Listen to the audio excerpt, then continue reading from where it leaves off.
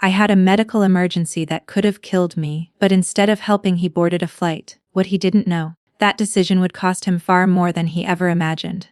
It started like any other ordinary evening. The kind you don't think twice about. I was in my apartment, scrolling through my phone, trying to unwind after a long day.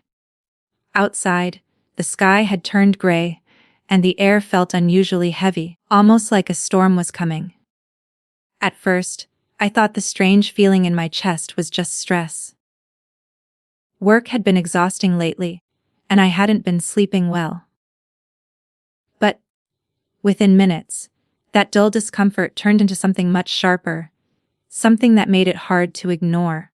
My breathing became uneven, like my lungs weren't cooperating. I tried to stand up, but my legs felt weak, almost disconnected from my body.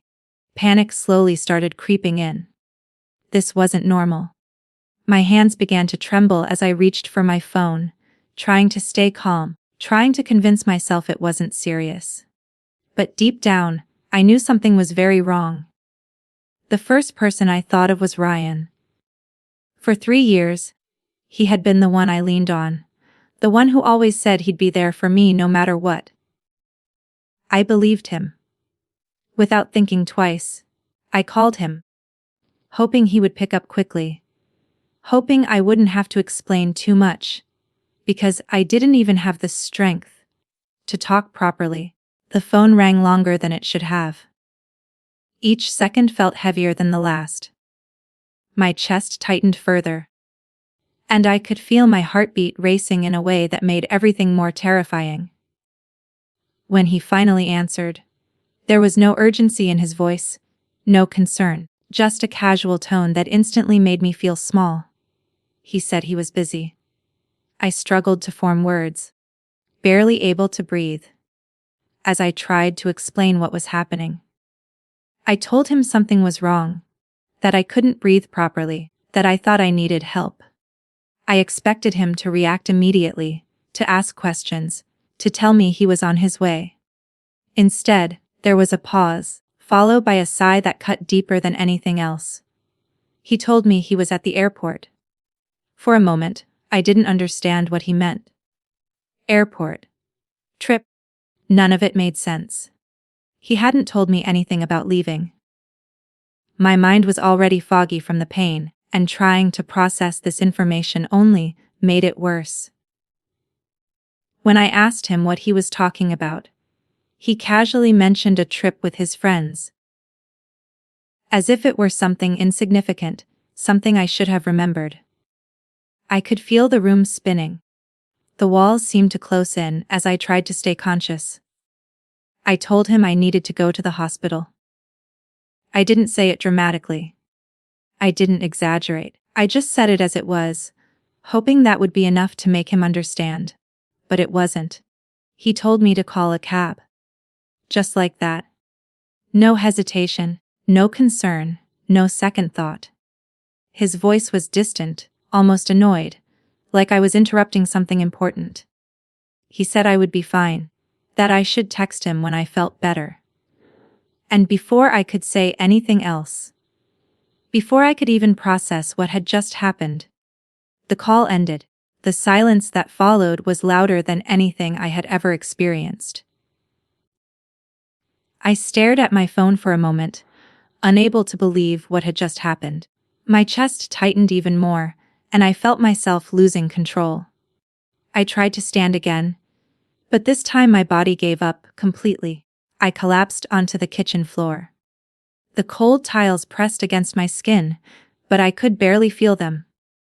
My vision blurred, and the last thing I remember was trying to reach for my phone again. Though I don't even know why. Maybe I thought I could call someone else. Maybe I just didn't want to be alone in that moment. Everything went dark after that.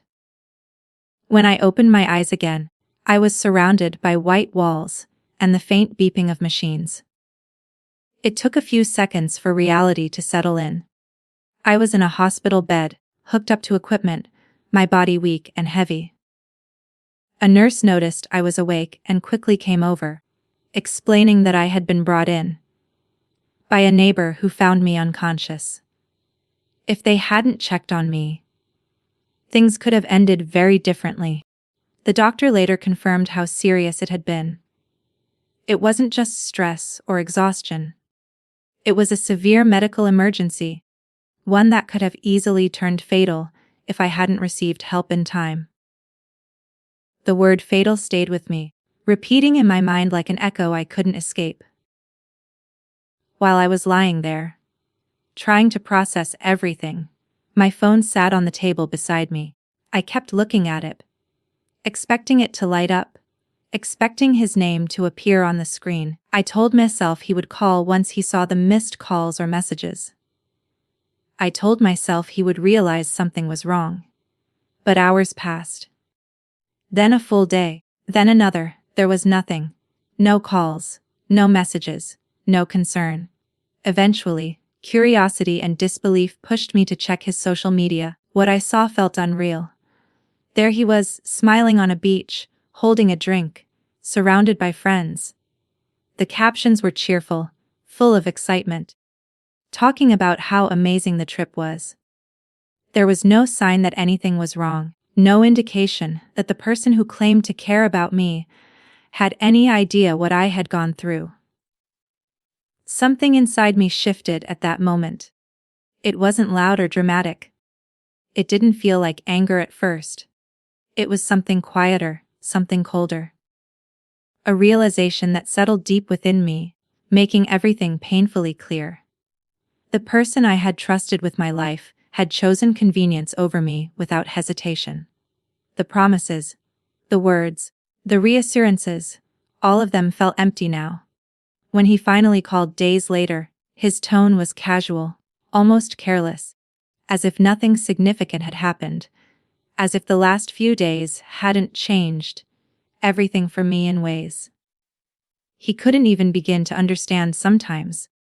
Life doesn't break you to destroy you. It breaks you to show you the truth. The night I almost died, I didn't just lose my health for a moment. I lost the illusion of someone I thought would never leave me. And in that painful clarity, I found something stronger than love, self-respect.